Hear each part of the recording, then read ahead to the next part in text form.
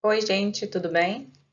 A gente vai falar um pouco hoje sobre o artigo intitulado Papel do Consultor Interno de Recursos Humanos.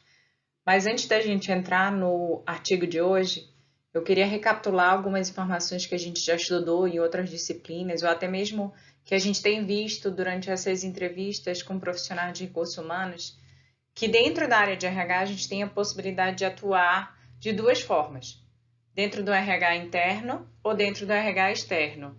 Dentro do RH interno, que é aquele RH que é instituído dentro da própria organização, né, que são funcionários da própria organização que compõem o RH, né, que é a área propriamente dita de coordenação, gerência ou mesmo as sub-áreas dos processos de recursos humanos. Dentro do RH interno, você ainda tem a possibilidade de atuar enquanto consultor interno de recursos humanos, que a gente vai ver no artigo de hoje. A outra modalidade de atuação é dentro do RH externo, que é o que a gente chama de consultoria. Então, que é o caso, por exemplo, da Lena, que ela é contratada por empresas para conduzir processos de recursos humanos. No caso do Paulo, por exemplo, que a gente conversou, ele é RH interno, mas ele também atua enquanto consultor externo. Então, ele atua nas duas vertentes da área de recursos humanos. Então, só para a gente ter bem tranquilidade de distinguir essas duas áreas de atuação, tá? Ambientes de atuação, propriamente dito. Hoje o artigo vai falar exclusivamente sobre o papel do consultor interno de recursos humanos. E a gente vai ver hoje o que seria, como atuaria esse profissional. Então, qual é o contexto que o artigo coloca? Que, em função do avanço nos estudos a respeito de gestão, descobriu-se que o modo no qual a empresa pratica a sua gestão de pessoas tem influência direta nos seus resultados. Então, não é à toa hoje que a gente reforça muito a importância das pessoas, de trabalhar as pessoas, de desenvolver as pessoas, porque ao fazer isso, impacta diretamente no desempenho, nos resultados da própria organização. Historicamente, a estrutura do RH foi formada por um modelo mais funcional, mais de departamento, onde você tinha funções e atuações muito bem delimitadas. Então, há recursos humanos, treinamento e desenvolvimento, normalmente dividida dentro dessas sub-áreas, que são as tradicionais, né? E dentre elas, a administração de pessoal, que hoje é mais restrita à folha de pagamento, por exemplo.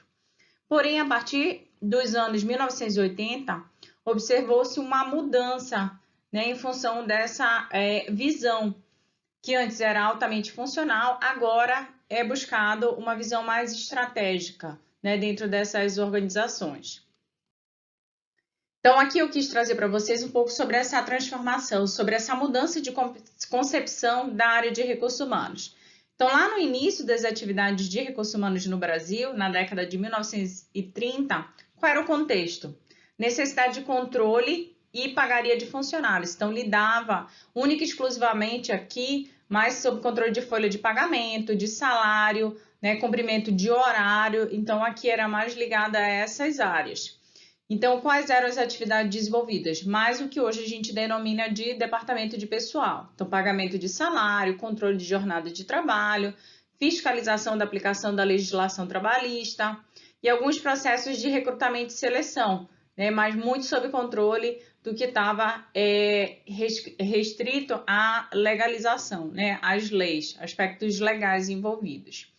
Lá na década de 1970, em função da própria imposição, né, dos profissionais que estavam em condições subhumanas. Lembra lá em Pote que a gente falava sobre a Revolução Industrial, a administração científica, onde a gente teve uma mudança, né? A gente tinha ali dentro das fábricas, aqui é o processo de industrialização, a gente teve ali um processo de industrialização que não foi acompanhado por uma modernização, uma humanização desse trabalho, né? Então, aqui na década de 1970, a gente tem muita gente trabalhando dentro desses ambientes, extensas jornadas de trabalho, condições subhumanas de trabalho, não tinha descanso pós-jornada. Então, aqui, em função dessa movimentação, a criação aqui dos movimentos sindicais, né, a existência de greves, mobilizações, né, em função dessas condições de trabalho. Aqui começam a reivindicar melhores condições de trabalho, elevação desses salários frente a um cenário de recessão, inflação e aumento da dívida externa. E a partir daqui o RH começou a ter uma outra atuação mais voltada à administração desses conflitos, né, entre trabalhadores e empregadores, e o início das primeiras pesquisas salariais, justamente em função dessa movimentação dos trabalhadores.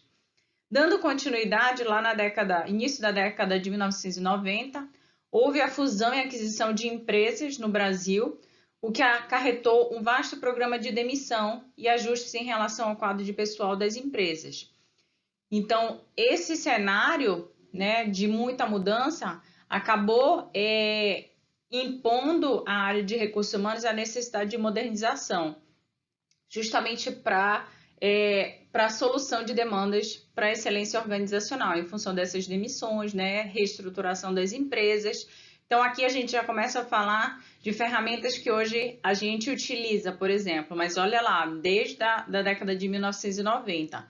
Então, aqui a gente já fala na implantação de avaliação 360 graus, lembra aquela avaliação onde todo mundo avalia, né, aquele trabalhador? Então, eu tenho autoavaliação, avaliação do gestor, avaliação por colegas e pares e pelo cliente, meu usuário, né? Então, eu acabo destrinchando muito a responsabilidade pela avaliação. Então, eu tenho dados mais fidedignos a respeito do desempenho do avaliado.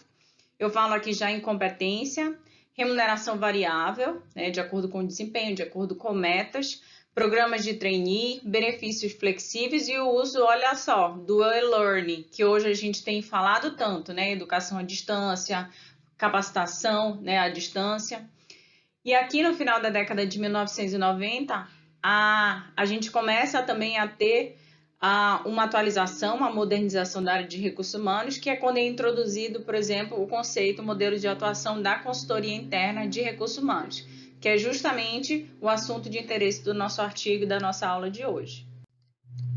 O que é o modelo de consultoria interna? O que o artigo coloca?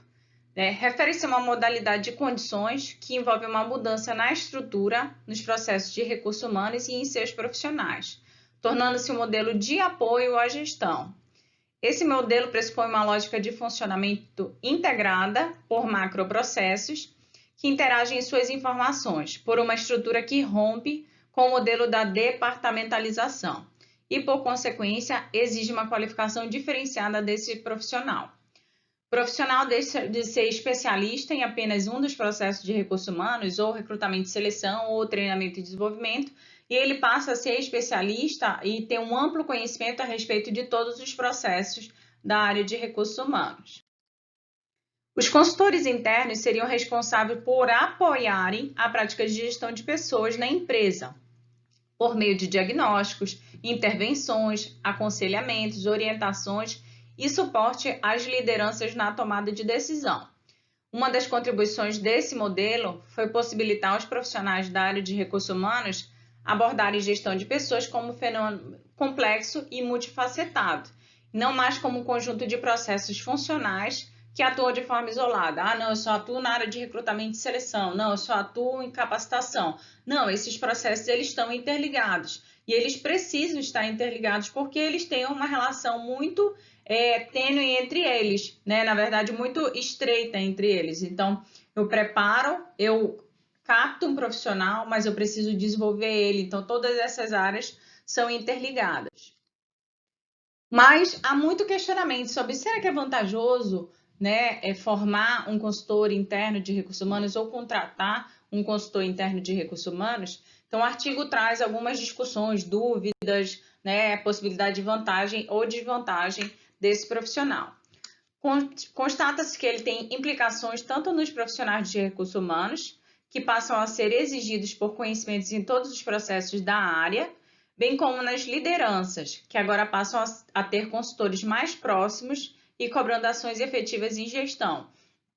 Então, aqui eu tenho uma exigência por maior qualificação do profissional de recursos humanos, não só mais especialista numa área, mas ele tem que ter conhecimento amplo de todos os processos, e é por meio desse conhecimento que ele consegue dar apoio à autogestão. Então, ele trabalha muito mais próximo das lideranças, não tomando decisões, e sim orientando as lideranças na tomada de decisão. Também há dúvidas sobre o real papel do consultor interno nesse modelo, em como administrar a necessidade de se ter uma visão externa isenta, já que eu tenho um profissional, um consultor, mas ele é contratado da organização. Mas, ao mesmo tempo, ele tem que analisar os problemas organizacionais, os processos, as ações de quem está tendo uma visão de fora, né, isenta, sem uma relação muito próxima ali com aquela organização, mesmo atuando como funcionário, sobre um contexto de relação de poder imposta pela formatação cliente-fornecedor.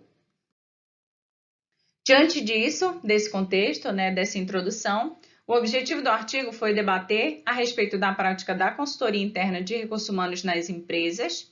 O objetivo principal foi refletir a respeito do papel do profissional que atua nesse tipo de estrutura, contemplando os diversos aspectos que resultam com a adoção desse modelo. O método foi realizado um estudo qualitativo com a participação de 32 profissionais que atuam como consultores internos de recursos humanos ou que trabalham em empresas que têm o interesse de implantar esse modelo. Os participantes foram investigados por meio de observação durante 2 cursos de formação para consultores internos de recursos humanos. Enquanto resultados da pesquisa, o artigo divide em alguns fatores que foram analisados, né, e observados e discutidos com os participantes. Com relação ao papel do consultor interno, de acordo com o artigo, de forma geral, os participantes não demonstravam clareza a respeito do real papel do consultor interno de recursos humanos e ainda das diferenças que existem para quem atuava como analista de recursos humanos. Esse cenário contribui para que o próprio cliente sinta-se confuso em relação ao papel de cada uma das partes, prejudicando o funcionamento estratégico, tático e operacional do modelo.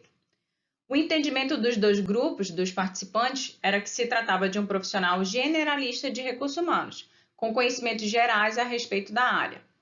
Então, esses dados só reforçam a necessidade de se debater, de se discutir e se esclarecer de fato o papel desse profissional e também a respeito da importância do desenvolvimento desse profissional. O consultor interno precisa de uma forte base conceitual para conseguir exercer a sua capacidade de consultoria, de influência, né, de atendimento a esses clientes internos. Com relação à relação com o cliente, houve divergências em relação a quem é o cliente do consultor interno, de acordo com os participantes. A maior parte dos grupos compreendia que o cliente era representado por todos os funcionários da empresa, independente da posição hierárquica. Os sujeitos pesquisados trouxeram um conflito recorrente nas empresas em que atuam, a relação de poder imposta pelos seus clientes em virtude da posição hierárquica que ocupam, por terem cargos diretivos e os consultores não. Então, aqui a gente vê que não tem muita clareza de que os clientes, na verdade, são as lideranças, são os gestores, né? E o consultor interno não necessariamente ele ocupa um cargo de gestão, ele não tem a mesma autonomia, né, de um líder, mas ele exerce influência e ele presta consultoria para essa liderança. Mas como, né, uma situação de conflito entre uma pessoa que tem maior autonomia e poder dentro daquela organização vai atender às minhas orientações. Então, são essas, normalmente, as dificuldades que esse consultor interno encontra dentro das organizações, de definir a sua posição, né, de acordo com essa estrutura hierárquica, e que os líderes entendam também a influência e o papel dele. Então, não, uma pessoa subordinada está me orientando sobre como eu devo proceder, como eu deveria proceder, então, às vezes, gera alguns conflitos. Com relação ao papel do gestor de recursos humanos no modelo de consultoria interna, alguns relatos dos sujeitos pesquisados demonstraram as dificuldades de concretização da atuação dos consultores em ambientes nos quais não houve um processo adequado de comunicação e clareza nos papéis dos gestores e do consultor, onde o gestor de recursos humanos atua como limitador dessas ações. Então, há diferença também na atuação entre o consultor interno e o gestor de recursos humanos, eles não ocupam e não devem ocupar o mesmo papel, mas em função do seu caráter influenciador, de intervir, de conduzir diagnóstico, ele tem um poder ali dentro daquela organização que, dependendo do perfil do gestor de recursos humanos ou até mesmo do conhecimento do papel daquele profissional de consultoria, às vezes pode ter aí conflitos também, né? O que é responsabilidade? É uma pessoa que tem mais poder do que eu aqui dentro, então tem que ter muita clareza dos papéis do gestor e do consultor dentro da organização, Na verdade, eles trabalham em parceria, né? Então, não deveria, nesse formato de consultoria interna, haver problema entre essas duas áreas. Mas se não tiver algo bem maduro, né, uma maturidade muito grande, uma definição bem estreita de papéis, isso aí pode gerar problema dentro da organização. O consultor, diante de suas responsabilidades técnicas, não deve dar conta de trabalhos e rotinas operacionais. Então, o papel do consultor, pelo seu caráter técnico, né, e conhecimento bem amplo sobre as áreas, ele não deve conduzir os processos, ele deve prestar consultoria, orientação, influência para a condução dos processos. Então, ele não deve dar conta das rotinas, dos trabalhos que normalmente são específicos da área de recursos humanos. Então, ele não deve conduzir processos de recrutamento e seleção, ele deve orientar os gestores, por exemplo, na condução de entrevistas, na avaliação de candidatos, entrevista de desligamento, mas não necessariamente conduzir esses processos. Nos grupos investigados, diversos sujeitos relataram ter que realizar atividades operacionais. Então, aqui, como apoio logístico para treinamento, lançamento de informações em sistemas, né? Então, acaba que a atividade fim dele, de consultoria, né, acaba ficando de lado, né, de apoio, influência à gestão de sua equipe, acaba ficando em segundo plano, porque ele não dá conta de fazer tudo. Limite da intervenção do consultor interno. Entre as dificuldades de intervenção, os sujeitos pesquisados no artigo trouxeram a obrigação imposta pelos seus clientes para que tenham uma visão externa e isenta, mesmo fazendo parte da organização. Os clientes esperam uma solução mágica e imediata, mas temos que lembrar que o papel do consultor é de influência e não de decisão. Então, aqui acaba se tornando uma limitação também na intervenção, porque o papel do consultor é orientar, influenciar, né, esclarecer, dar apoio mesmo na tomada de decisão. Não é responsabilidade do consultor dizer, olha, faça isso, tem que ser feito isso, vamos fazer isso. Não. Ele fornece informações, ele fornece dados para subsidiar decisões. Então, acaba que tem essa limitação mesmo na hora da intervenção. Algumas organizações, em determinadas situações, tendem a valorizar mais as ações de gestor externo, do gestor, quando essa é realizada por um agente externo. Então, aqui também uma dificuldade que a prata de casa, né, nem sempre é valorizado. Então, aqui o consultor interno nem sempre consegue conduzir seu trabalho com qualidade ou a influência que deveria ter sobre as lideranças em função do seu caráter interno. Então, muitas das vezes, um consultor externo que se mostraria ali mais isento, né, mais imparcial, ele consegue executar ou ter uma credibilidade maior dentro do ambiente organizacional. Então, depende aí do interesse da própria organização e do papel, né, de como conseguiu mobilizar as pessoas para esse real papel do consultor interno. Para fechamento do artigo, né, o que ele coloca? Que historicamente a área de recursos humanos preocupou-se mais com as pessoas e mesmo com o negócio da empresa, a estratégia, o que certamente dificultou o seu avanço em relação às outras áreas organizacionais. O modelo de consultoria interna de recursos humanos passa a permitir que a área atinja o patamar mais estratégico em relação ao modelo funcional, por contemplar tanto as pessoas quanto o próprio negócio, a estratégia. O consultor interno de recursos humanos deve entender que o seu papel é de exercer influência aos gestores da empresa, apoiando-os na execução de sua gestão. Não é papel do consultor tomar decisões frente a situações de gestão, o que é responsabilidade de cada liderança. Porém, com base em seu conhecimento técnico e experiência de recursos humanos, deve orientar o cliente para uma gestão mais adequada à realidade do negócio e que contemple tanto o negócio empresarial quanto os profissionais que nela e nele atuam. Em relação ao modelo de consultoria interna, acredita-se, né, de acordo com o artigo, que não existe um modelo único que seja adequado a todas as realidades organizacionais.